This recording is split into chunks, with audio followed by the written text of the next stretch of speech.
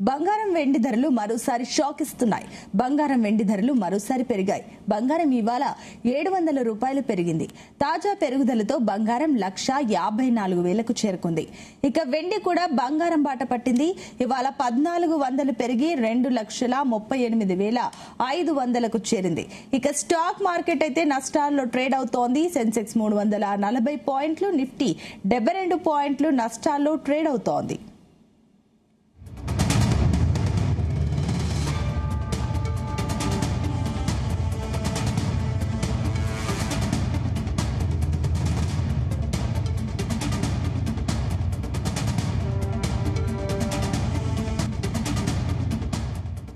ఇదే అంశానికి సంబంధించి మనకి బ్రీఫ్ ఇవ్వడానికి మనతో పాటు financial expert, stock market analyst GV Satyanarayana గారు అందుబాటులో ఉన్నారు. సత్యనారాయణ గారు, గుడ్ మార్నింగ్. హలో సత్యనారాయణ గారు, గుడ్ మార్నింగ్ అండి. Good morning. Good morning. So Satyanarayana గారు, బంగారం వెండి ధరలు మాత్రం షాక్ ఇస్తుంటే మరోపక్క స్టాక్స్ అయితే నష్టాల్లో కనిపిస్తున్నాయి. ఏంటి రెండింటి గల కారణాలు ఏంటి? ఏం లేదు, ఇప్పుడు బ్రెంట్ ఆయిల్ మాత్రం న్యూట్రల్ గానే ఉంది. గోల్డ్ సిల్వర్ కూడా పాజిటివ్ లోనే ఉంది. అంటే కొంచెం 0.23 ఒక $10 గోల్డ్ ప్లస్ లో ఉంది. సిల్వర్ వచ్చి ఒక 1% ప్లస్ లో ఉంది. గోల్డ్ వచ్చి ఒక 400 చిల్లర 500 వరకు పెరగడం జరిగింది తులానికి. సిల్వర్ వచ్చి ఒక 1,200 రూపాయలు కిలోకి పెరగడం జరిగింది.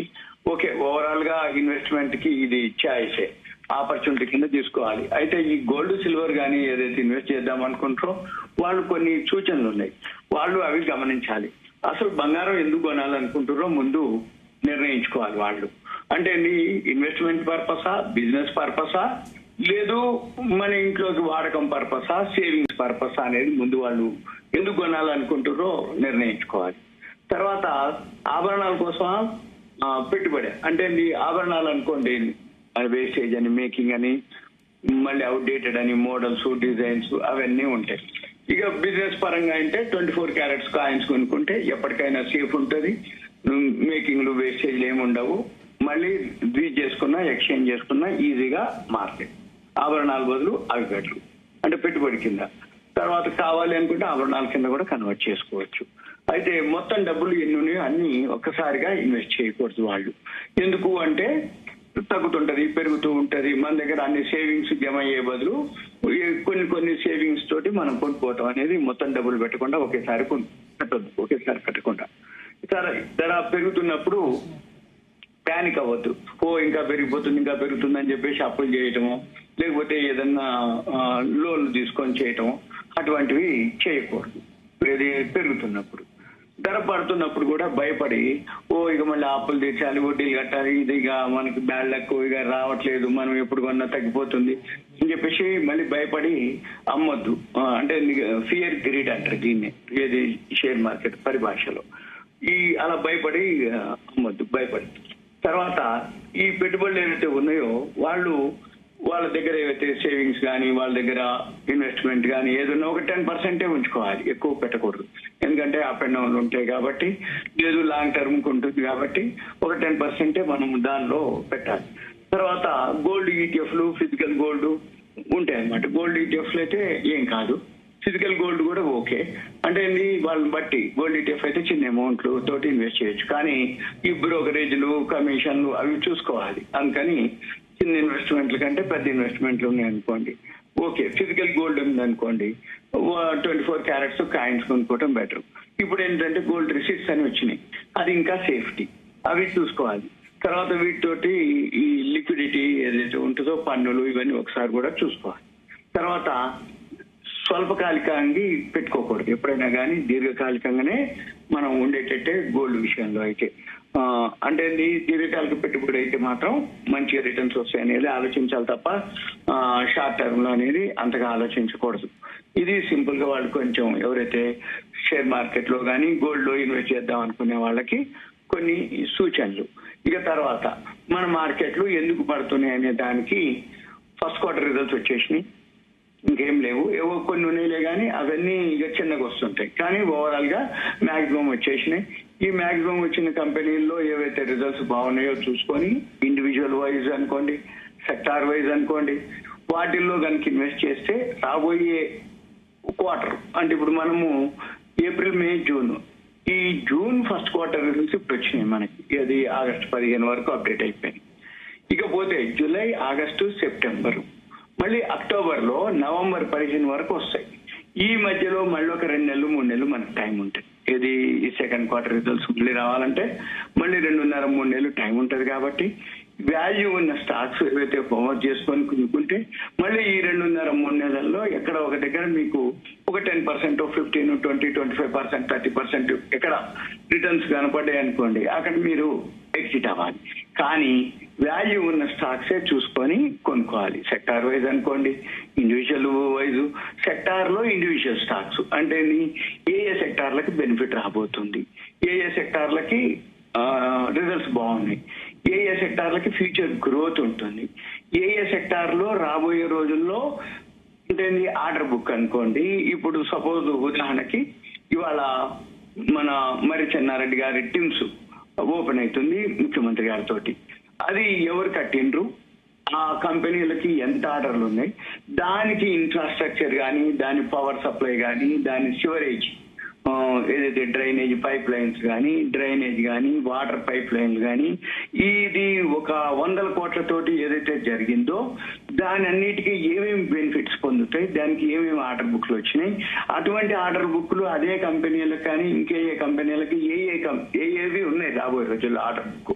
దాన్ని బట్టే సేల్స్ పెరుగుతుంది, టర్న్ ఓవర్ పెరుగుతుంది, ప్రాఫిట్ పెరుగుతుంది. ప్రాఫిట్ పెరిగితే ఇండైరెక్ట్ గా షేర్ ప్రైస్ పెరుగుతుంది. ఇవన్నీ మనం చూడాలి. అవి కూడా లిస్ట్ ఉన్నాయే కానీ ఇప్పుడు మనం చెప్పొచ్చు. ఇది ఈ Telangana institute of medical sciences మరి చెన్నారెడ్డి గారి పేరుతోటి ఈ రోజు ఏదైతే ముఖ్యమంత్రి గారు ఓపెన్ చేస్తున్నారో దానికి ఏమేమైతే అన్ని 100 కోట్లతోటి 616 కోట్లు ఎంతో అది దాని యొక్క బడ్జెట్ అన్నమాట. ఇంకా ఏమేమి ఉన్నాయి, దానికి ఏమేమి ఎవరెవరు దానికి అంటే ఏ కంపెనీలు ఆ కన్స్ట్రక్షన్ కి ఉన్నాయో అవన్నీ కూడా మనకి ఆ షేర్లన్నీ కూడా మళ్ళీ మంచిగా పెరిగే అవకాశాలు ఉంటాయి. ఎందుకంటే ఈ వాళ్ళకి ఏదైతే మెయిన్ సేల్సే కంపెనీలకి ఏ కంపెనీ అయినా సేల్స్ ఎలా వస్తుందంటే ఆర్డర్ బుక్ ఎంత ఉంది అంటే సేల్స్ పెరిగినట్టు. కాబట్టి మనం అది గనక గమనించాలి. ఇలా మనం చూసుకోగలిగితే మార్కెట్లు పాజిటివ్ ఉండని, నెగిటివ్ ఉండని, న్యూట్రల్ ఉండని. ఇప్పుడు ఇవాళ మార్కెట్లు వచ్చేటప్పటికి మైనస్ లోనే ట్రేడ్ అవుతున్నాయి. ఈ మైనస్ లో ఎలా ఉందో చూద్దాం. నిఫ్టీ వచ్చి 75 పాయింట్లు మైనస్ లో ఉంది. బిఎస్సి సెన్సెక్స్ వచ్చి 341 పాయింట్లు మైనస్ లో ఉంది. నిఫ్టీ 50లో 50లో 17 ప్లస్ లో ఉన్నాయి, 33 మైనస్ లో ఉన్నాయి. నిఫ్టీ 500 లో 50 పాయింట్లు మైనస్ లో ఉంది. బ్యాంక్ నిఫ్టీ వచ్చి 190 పాయింట్లు మైనస్ లో ఉంది. నిఫ్టీ ఐటీ 395 పాయింట్లు మైనస్ లో ఉంది. నిఫ్టీ మిడ్ క్యాప్ వచ్చి 18 పాయింట్లు మైనస్ లో. బిఎస్సి బ్యాంక్ నిఫ్టీ వచ్చి 340 పాయింట్లు మైనస్. నిఫ్టీ 200 వచ్చి 35 పాయింట్లు మైనస్. నిఫ్టీ 100 వచ్చి 70 పాయింట్లు మైనస్. నిఫ్టీ స్మాల్ క్యాప్ వచ్చి ఫ్లాట్ ఉంది, 2 పాయింట్లు మైనస్ లో ఉంది. బిఎస్సి 500 వచ్చి 103 పాయింట్లు మైనస్ ఉంది. బిఎస్సి 100 వచ్చి 95 పాయింట్లు మైనస్ లో ఉంది. ఓవరాల్ గా అన్ని సెక్టార్లు కూడా ఈ రోజు మైనస్ లోనే ట్రేడ్ అవుతున్నాయి. కానీ తర్వాత ఎక్కడో ఒక దగ్గర బౌన్స్ బ్యాక్ అవ్వాలి. ఎందుకంటే మనవి ఫస్ట్ క్వార్టర్ రిజల్ట్స్ ఏవైతే వచ్చినాయో అవన్నీ వాల్యూ ఉన్న స్టాక్స్ ఉండటం జరిగింది. ఇండివిజువల్ స్టాక్స్ ఏవైతే రిజల్ట్స్ మంచిగా ఉన్నాయో అవన్నీ కూడా మళ్ళీ పెరుగుతాయి. కాబట్టి ఆటోమేటిక్ గా మళ్ళీ ఇది ఒక ఆపర్చునిటీగా తీసుకొని మనం చేసుకోవచ్చు. ఈ బిఎస్సి సెన్సెక్స్ లో 30 కంపెనీల్లో 6 కంపెనీలు మాత్రమే ప్లస్ లో ఉన్నాయి, 24 మైనస్ లో ఉన్నాయి. ఇవాళ ఈ వీడియో ఎవరైతే అబ్జర్వ్ చేస్తున్నారో వాళ్ళు ఏం చూడాలి అంటే ఇవాళ ఎవరైతే టాప్ గెయినర్స్ ఉన్నారు, BEL Bharat electronics limited, axis bank లో ఎటర్నల్ థర్డ్ వన్, టైటాన్, తర్వాత పవర్ గ్రిడ్, తర్వాత టాటా స్టీల్. ఇకపోతే ఐపీఓలు ఈ వారం బాగా ఉన్నాయి. ఈ ఐపీఓలు ఏవైతే ఉన్నాయో ఈ ఐపీఓల్లో కూడా లలిత జ్యువెలర్స్ కిరణ్ కుమార్ది అది మెయిన్ అంటే అట్రాక్షన్. ఆయన బ్రాండ్ అంబాసిడర్, ఆయనే ఓను, అతనే క్యాన్వాస్ చేసుకుంటాడు. అంటే వేరే సెలబ్రిటీస్ ఉండరు. మనం చూడవలసింది ఇవి అంటే ఐపీఓ ఎవరైతే అప్లై చేసుకోదలుచుకుంటారో అది 5 రూపీస్ ఫేస్ వాల్యూ తోటి 201 రూపాయలకి ఐపీఓ రావడం జరుగుతుంది. మినిమం 74 షేర్లు అప్లై చేయాలి. మినిమం అమౌంట్ వచ్చి 14,874 రూపాయలుగా ఇవ్వడం జరిగింది. అంటే ఎవరైతే అప్లై చేయదలుచుకుంటారో ఇవాళ ఓపెన్ అవుతుంది 17వ తారీఖు. 17, 18, 19 3 రోజులు ఉంటుంది. 201 రూపాయల ధర. Face value ₹5, minimum 74 share. ఇది కంపెనీ యొక్క ఇన్ఫర్మేషన్. లలిత జ్యువెలర్స్ అందరికి తెలుసు కాబట్టి ఎవరైతే డిమాట్ అకౌంట్ ఉంటుందో లాంగ్ టర్మ్ కి అయితేనే కొనుక్కునే వాళ్ళు. ఎందుకంటే ₹201 ₹5 ఫేస్ వాల్యూ అంటే ₹10 ఫేస్ వాల్యూ వచ్చే ₹402 అవుతుంది. అయితే ₹402 ఇప్పుడే ఉంది కాబట్టి మనము ఒక పద్ధతి ఏంటిది అంటే కొనుక్కొని బ్రాండ్ అతను కొంచెం మార్కెట్ లో తెలుసు. సౌత్ తెలంగాణలో ఎక్కడ ఏ ఛానల్ చూసినా కానీ ఎక్కువ శాతం యాడ్స్ అని ఉంటుంటాయి కాబట్టి చాలా మందికి సుపరిచితం కాబట్టి ఎక్కువ శాతం సబ్స్క్రైబ్ బాగా అయ్యే అవకాశాలు ఉన్నాయి. స్పెక్యులేషన్ కూడా ఎక్కువ జరిగే అవకాశాలు ఉంటాయి. రేట్లు కూడా ఉంటుంది కాబట్టి ఎవరైతే ఉందో కొంచెం ఇన్వెస్ట్ చేయదలుచుకుంటే ప్రైమరీలో ఐపీఓలో అయితే అప్లై చేసుకోవచ్చు. ఇక మనం చూడవలసింది ఏంటిది అంటే ఆ కంపెనీ యొక్క ఏదైతే కంపెనీకి సంబంధించింది ఉందో అంటే బ్రాండ్ అంబాసిడర్ కాబట్టి మనం చూసుకొని చిన్న ఇన్వెస్టర్లు అయితే 2 లక్షల వరకు అప్లై చేసుకోవచ్చు. 14,874 మినిమం అమౌంట్. ఇక లాస్ట్ వచ్చి 962 షేర్లు 13 లాట్లు అనమాట. 1,93,000 మాక్సిమం 14,800 అంటే 15,000 ఉంటే అది బ్లాక్ చేస్తుంది మన అకౌంట్ లో. ఇది సింపుల్ గా ఇది లలిత జ్యువెలర్స్ ఐపీఓ గురించి వివరాలు. ఇకపోతే మార్కెట్ మాత్రం కొంచెం బౌన్స్ బ్యాక్ అవ్వచ్చు. ఎందుకంటే అదొక ఎందుకు అంటున్నానంటే ఎఫ్ఐఐలు మళ్ళీ బయింగ్ లోకి రావటం జరిగింది. మొన్న శుక్రవారం రోజు ఎఫ్ఐలు బై చేశారు, మన డిఐలు కూడా బై చేశారు. ఎఫ్ఐలు ఇప్పుడే బయింగ్ లోకి వస్తున్నారు కాబట్టి మార్కెట్ కు కొంచెం పాజిటివ్ ఉంటుంది. కాకపోతే ఇటువంటి టైంలో వాల్యూ ఉన్న స్టాక్స్ చూసుకొని మనం బైలో ఉంటే బాగా పెరిగినప్పుడు అవి తొందరగా పెరిగే అవకాశాలు ఉంటాయి. Okay, right. థ్యాంక్ యూ అండి సత్యనారాయణ గారు.